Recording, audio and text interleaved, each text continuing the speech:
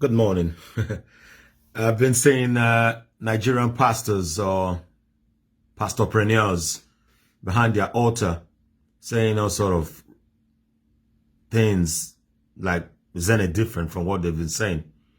I hear some quoting Martin Luther King. Yes, Martin Luther King was like it was rightly called a reverend. He was a Baptist pastor, but you never saw him on Sundays preaching behind the altar. He never owned a church. He died penniless, by the way.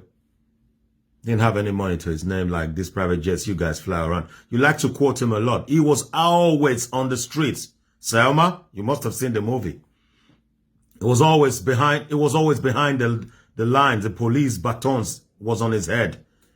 He didn't have the lajis that you guys have today, standing behind your altar and hiding behind your altar, hiding behind the do not touch my prophet or do my prophet no harm. Who said they was talking about you? I will gladly slap your face. I don't care about no touch no my prophet. Stand behind your altar, hide behind there like the Nigeria issue don't touch you or your family. Because you're part of the corrupt elite. The politicians need you to make the people docile forever. Telling them their reward is in heaven. Heaven don't exist. It's not a piece of a state that you can touch. Look at what happened at Lekki Bridge. Lekki could have easily become Selma. And it could still be a Selma, a place where you guys could rally behind. I'm not saying other parts of Nigeria is not important because this is what the world has seen. The Lekki massacre. Then you guys could go rally behind it. If you guys know yourselves, don't go to church on Sunday. Don't go to mosque on Friday. Come out there, hand in hand. If the so-called humble pastor, Adeboye, and the so-called aggressive pastor, Oyedepo, and the fine boy, Pastor Christo Yakilobe, and the other fine boy, Okotie, and the novel rich, like what? Suleiman or Adamu from Benin, and Pastor TB Joshua. If you guys come out behind Lekki and hold your hands, lock hands together, no one will shoot you because you've got famous faces. Rather, you want to hang behind your pulpit and rain down hellfire and brimstone. Prayers don't work, mate.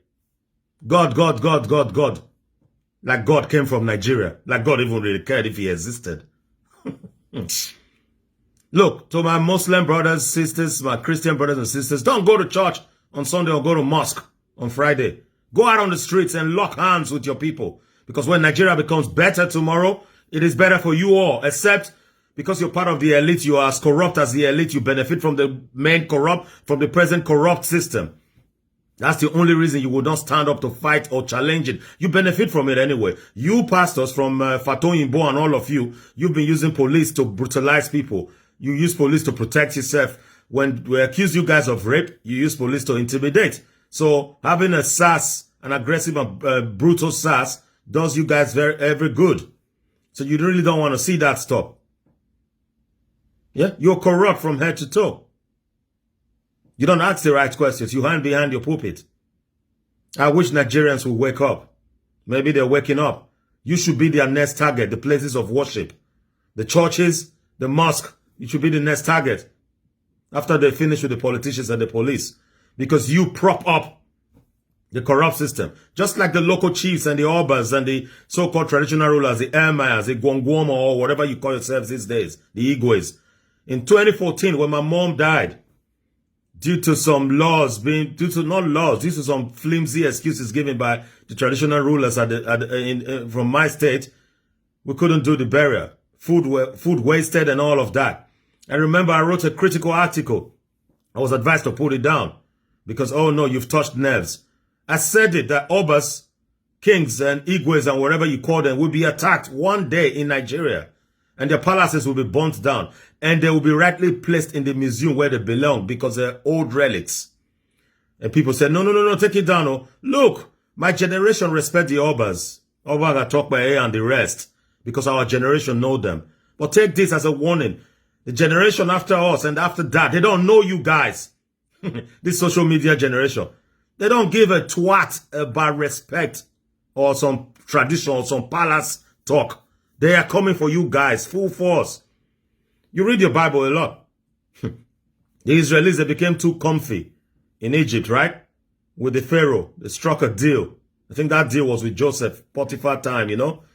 But when Pharaoh came that didn't know these present Jews, what happened? He enslaved all of them. They've started with the Oba of Lagos, sacred. I hear some so-called palace chiefs in Lagos saying, return the staff or else. Or else what? Or else what? What will happen? What will happen? Make it happen already. Look, rally behind the people. They're fighting for good for the nation. And when the nation is good, every one of us will benefit. Every one of us, both the native daughters. Come out en masse and protect those people. When Adeboyes, the Oyedepos and the Chris's, Oyakilomens and Okotie stand behind the Fatoyimbos, the Adefarasi or wherever. The Ashimolowos, the estate man, the one with the builders around, they've been burning your houses now. When you stand in front of the land, the people behind you, those soldiers will not shoot you.